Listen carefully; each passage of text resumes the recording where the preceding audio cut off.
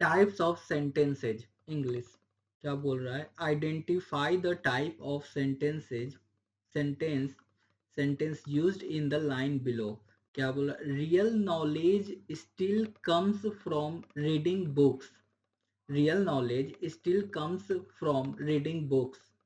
ये कौन सा है, ये सिंपल डिक्लेरेटिव सेंटेंस हो जाएगा, real knowledge still comes from reading books, ये एक सिंपल डिक्लेरेटिव सेंटेंस हो जाएगा। अब देखिए, ए सिंपल डिक्लेरेटिव सेंटेंस क्या होता है, a simple declarative sentence contains one independent clause and no subordinate clause, so it is simple. यहाँ पे देखिए, real knowledge still comes from reading books, यहाँ पे वन इंडिपेंडेंट क्लॉज है एंड नो सबऑर्डिनेट क्लॉज है, इसलिए ये सिंपल डिक्लेरेटिव सेंटेंस होगा।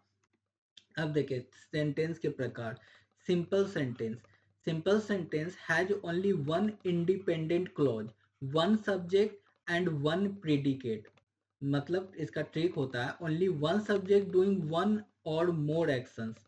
एग्जाम्पल देखिए, Ram is walking in the park and listening to music, मतलब वन सब्जेक्ट राम है जो टू काम कर रहा है, टू एक्शंस कर रहा है, वॉकिंग एंड लिसनिंग। यहाँ पे इसका रूल क्या है, one subject plus one predicate, one subject doing one और मोर एक्शंस, उसको सिंपल सेंटेंस कहते हैं, ठीक है।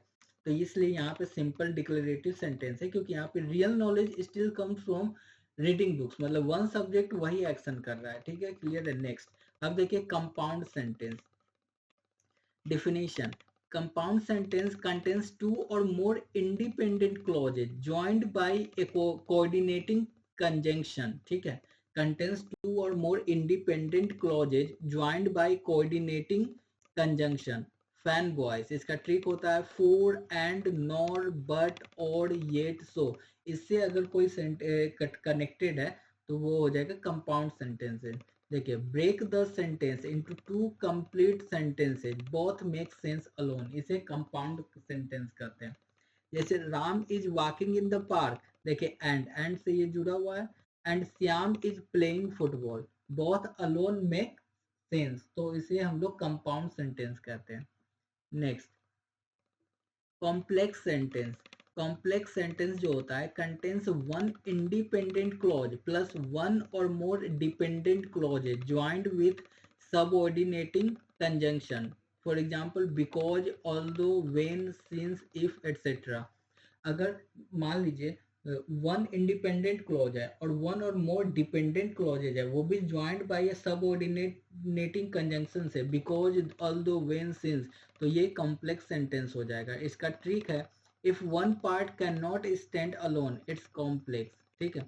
Ram is walking in the park, ठीक है, walking in the park because he wants to stay healthy, because, देखिए अगर because he wants to stay healthy, यहाँ पे ये थोड़ा सा डिपेंडेंट क्लोज लग रहा है, क्योंकि इसके पहले कुछ तो चाहिए होगा, इसलिए ये कॉम्प्लेक्स सेंटेंस हो गया, क्लियर है। नेक्स्ट, अब देखिए compound complex sentence definition, combination of compound plus complex at least two independent clauses plus at least one dependent clause, ठीक है, तो ये कंपाउंड कॉम्प्लेक्स सेंटेंस हो जाएगा। इसका ट्रिक है, check if more than one complete sentence, at least one incomplete part. Ram is walking in the park and Syam is playing football because he has a match tomorrow. यहाँ पे एक जो है because he has a match tomorrow, ये एक incomplete part है, ठीक है, जो कि डिपेंडेंट है।